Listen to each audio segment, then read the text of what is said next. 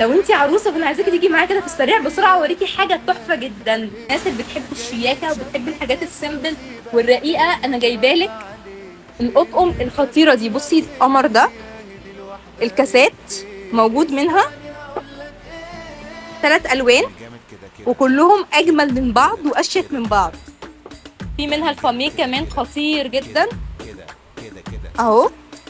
الكاسات موجوده تمام، الناس اللي بتحب توحد الحاجه عندها.